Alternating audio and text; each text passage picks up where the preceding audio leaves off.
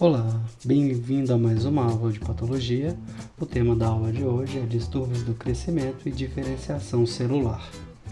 Hoje a aula vai ser apresentada pela professora Paula Peixoto Campos Lopes, da UFMG, Instituto de Ciências Biológicas.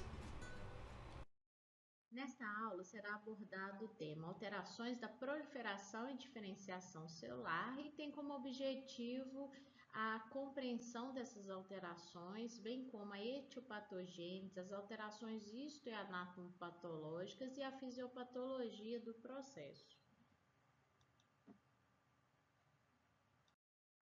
Então, as células do nosso organismo, elas têm um ciclo de vida que compreende o período de intérfase e o período da mitose propriamente dita. Então, tem células do nosso organismo, chamadas de células lábeis, que elas estão continuamente entrando em mitose, ou seja, entrando no ciclo celular. Tem células também no organismo que são células estáveis, que elas não estão continuamente no ciclo celular, mas se precisar, elas podem entrar como as células dos parênquimas dos órgãos, como o fígado, pâncreas, células de tecido conjuntivo. E temos um terceiro grupo de células no organismo, que são as células permanentes ou perenes, que elas não mais entram no ciclo celular, pois a diferenciação dessas células é muito grande. Então, elas têm que fazer uma função muito específica e elas não podem perder essa diferenciação para poder entrar no ciclo celular. Então, quando ocorre estímulo, para a proliferação celular, seja por estímulos fisiológicos ou por lesão, ocorre a ligação de um fator de crescimento a um receptor de fator de crescimento dessa célula, e essa ligação vai transmitir uma série de sinais intracelulares até o núcleo da célula, que vai realizar então a transcrição. Ou seja, é um processo regulado por moléculas. Embora os processos de proliferação e diferenciação celular sejam altamente regulados para manter a homeostase dos tecidos, alterações podem ocorrer nas células devido à ação então de substâncias como hormônios, fatores de crescimento, medicamentos. Então, uma célula agredida, ela vai responder a essa agressão.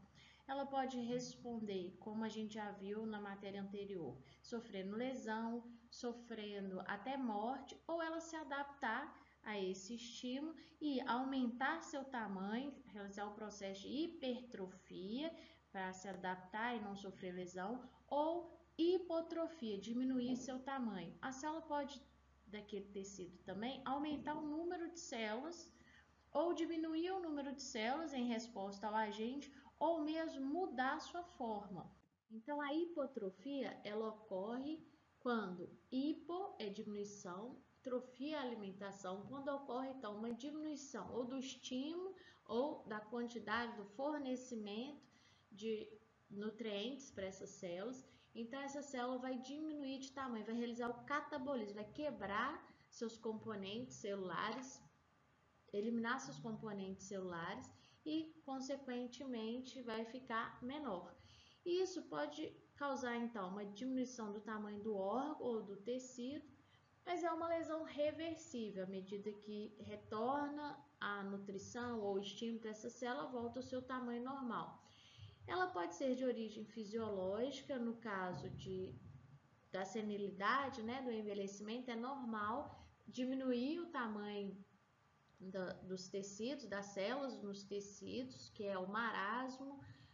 Já ela pode ocorrer também de forma patológica, quando ocorre uma diminuição da chegada de nutrientes para essas células ou diminuição da estimulação nervosa para essas células.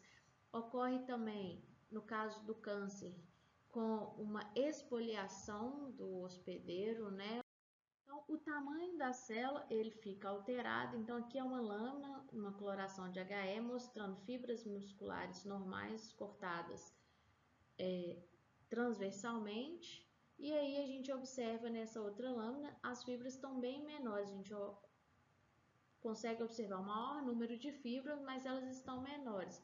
Isso acontece no caso de perda de estímulo de inervação, por exemplo, por um tecido, como aqui no caso foi causado por poliomielite. O processo de compressão também causa hipotrofia, no caso do rim, por compressão pela urina. Então, houve uma dificuldade da drenagem da urina, ela ficou acumulada na pelve renal, comprimindo o parênquima renal, consequentemente comprimiu os vasos, diminuiu a oxigenação e nutrição para essas células que sofreram o processo de hipotrofia. Então, o córtex renal fica bem delgado, hipotrofiado, também ocorre morte das células. Já na hipertrofia, a célula se adapta aumentando o seu tamanho. Então, geralmente é necessário maior suprimento de oxigênio e nutrientes para essas células, porque elas estão trabalhando mais. Então, aumentou a exigência do trabalho, elas aumentam de tamanho. Então, ela pode ser fisiológica, natural do organismo, no caso de hipertrofia do útero, da musculatura uterina durante a gravidez, da hipertrofia muscular, né, durante a atividade física, e ela pode ser também patológica, no caso de sobrecarga de trabalho para o coração, sobrecarga de medicamentos para os hepatócitos ou aumentar de tamanho. No caso do coração, aqui a gente tem um miócito normal, aumentou a carga de trabalho, no caso de uma hipertensão, então a pressão que o sangue faz na parede está muito grande, então o coração tem que trabalhar mais para bombear esse sangue. Aqui a fibra muscular aumentada de tamanho, hipertrofiada, então ela sofre o anabolismo, aumenta a quantidade de actina e miosina aqui, de sarcômeros. Se a gente for observar uma secção transversal do coração, aqui ventrículo esquerdo, ventrículo direito, e aqui também é a mesma coisa. Observamos o normal, a passagem do sangue aqui pelo lúmen, e olha o coração de um paciente hipertenso e hipertrofiado. Então, tem consequências, né, na função do coração. Uma outra adaptação celular a estímulos pode ser a diminuição do número de células de tecido. Significa hipodiminuição, plasia, proliferação. Então, ocorre uma diminuição da população de células de um tecido ou parte do corpo ou órgão devido a um estímulo, por exemplo, a diminuição da nutrição, da função, que pode ser reversível. Então, voltou com o fluxo sanguíneo, voltou com a estimulação hormonal, ele volta ao seu tamanho normal. Pode ser tanto de origem fisiológica quanto de origem patológica.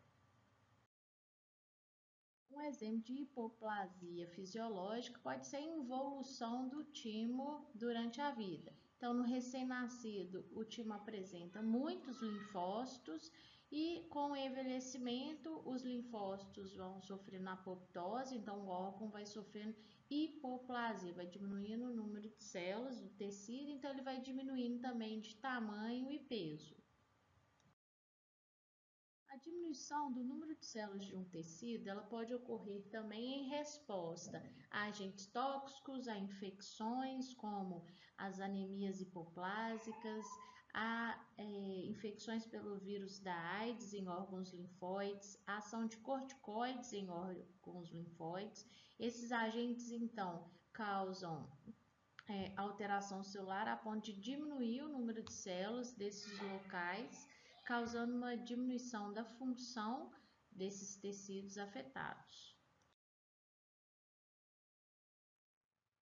Já as hiperplasias, as células então respondem aumentando o seu número. Então, aumenta a população de células naquele tecido que está sendo estimulado, porque elas aumentam a proliferação, então elas entram em mitose. E essas células são idênticas às células que haviam ali no órgão.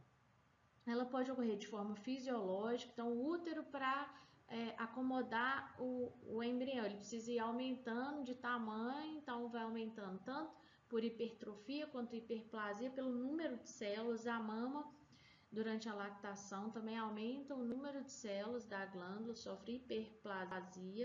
Esse aumento do número de células no tecido, ele pode acontecer também de forma patológica, por exemplo, estimulação hormonal excessiva, uma hiperestimulação hormonal com hiperfunção, por exemplo, da hipófise. Então, todas as glândulas-alvo, as células vão entrar em hiperplasia e vão aumentar a sua função naquele tecido, tanto de número quanto função. Então, quando ocorre hiperestimulação hormonal, os órgãos-alvo vão sofrer proliferação celular regulada por esses hormônios. Então, por exemplo, o endométrio, ele sofre a ação de hormônios hipofisários e ovarianos, e quando tem uma hiperestimulação desses hormônios, um desbalanço entre o estrógeno e a progesterona, ocorre hiperplasia do endométrio, aumenta o número de células do endométrio, o que é causa comum de sangramentos entre os ciclos menstruais. O tecido prostático também responde à hiperestimulação hormonal, aumentando o número de células, sofrendo hiperplasia, principalmente com estimulação por andrógenos, e ocorre, na sua grande maioria, em indivíduos idosos. Então, ocorre a proliferação tanto da parte glandular quanto da parte do estroma, do tecido fibromuscular, que apresenta esse órgão. Então, forma essas nodulações que fazem até projeções para a cápsula, e essa hiperplasia nodular prostática pode causar também compressão da uretra prostática, causando dificuldade para urinar, e o que vai levar também a uma hipertrofia dos músculos da bexiga, extrusores da bexiga, devido a essa dificuldade de urinar causado pela hiperplasia prostática. Aqui no caso, uma hiperplasia compensatória também sofreu hipertrofia esse rim. Então, um rim tamanho normal e um rim hiperplasiado e juntamente hipertrofiado. Ocorre quando a pessoa, por exemplo, perde um rim. Então, o outro aumenta o número de células e aumenta o tamanho dessas células para poder realizar a função. Uma hiperplasia que é chamada de hiperplasia compensatória. Então, as células podem alterar tanto seu número, sua forma no organismo, quanto sua diferenciação dependendo do estímulo. Uma célula de uma linhagem de tecido, ou seja, uma célula epitelial, ela pode se transformar em outro tipo de célula epitelial, e uma célula mesenquimal pode se transformar em outro tipo de célula mesenquimal, ou seja, pode haver uma alteração na expressão gênica para que aquele tipo celular que tem uma forma e uma função estabelecida, que está diferenciado, se transforma em outro tipo celular, com outra forma e uma outra função, para que aumente a chance dessa célula sobreviver à lesão. Por exemplo, nesse caso temos uma lâmina, essa primeira lâmina é de traqueia, tecido pseudoestratificado, ciliado, e essa outra lâmina também é de traqueia, só que na primeira lâmina de traqueia nós temos o tecido normal da traqueia. Em um paciente fumante, esse tecido normal da traqueia se transforma em tecido epitelial estratificado, pavimentoso, queratinizado, que é para se defender contra a lesão da nicotina, ou seja, quando tem uma irritação persistente naquele tecido, os tecidos mudam a expressão gênica para melhorar, ou seja, para ficar mais resistente à lesão. Então, substâncias químicas causando lesão persistente nos tecidos pode levar à metaplasia também. Então, a transformação de um epitélio, no caso aqui do epitélio brônquico, que era cúbico, em epitélio estratificado ou pavimentoso, na metaplasia brônquica. Pode ter até queratina.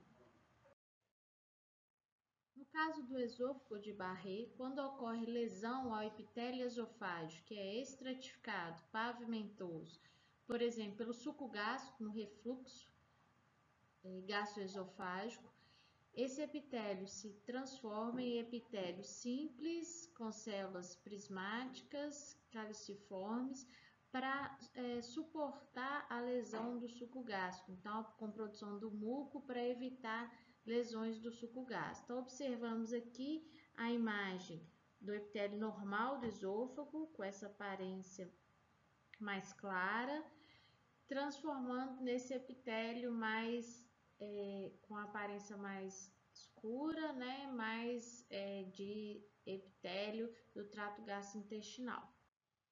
Já a displasia é uma alteração, então, tanto da diferenciação quanto da proliferação celular, onde as células perdem sua uniformidade e sua orientação arquitetural normal do tecido. Então, as células ficam atípicas, os núcleos ficam maiores, hipercromáticos e a polarização dessas células também muda. Então, as células normalmente do epitélio, as células basais, elas são prismáticas. Pode ocorrer a presença de células basais até nas camadas mais superiores do epitélio, que não ocorre normalmente, e proliferação com infiltração para o tecido conjuntivo. Então, observando no colo do útero também. Então, o colo do útero é endocérvix e ectocérvix. No exame de Papa Nicolau, faça um esfregaço das células no exame citológico, observe ao microscópio as células normais aqui, com núcleo menor, citoplasma abundante. As células com displasia, elas alteram essa proporção, o núcleo já fica maior, mais evidente, e à medida que os graus da displasia aumentam, essas células vão ficando mais alteradas, podendo evoluir até para um câncer. Podemos observar as alterações na lâmina, inicialmente o epitélio normal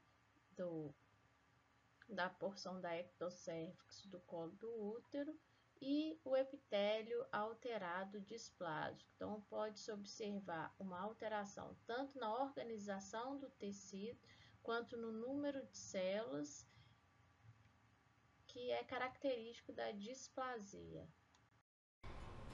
A gente finaliza então aqui a nossa aula. Obrigado pela atenção de todos.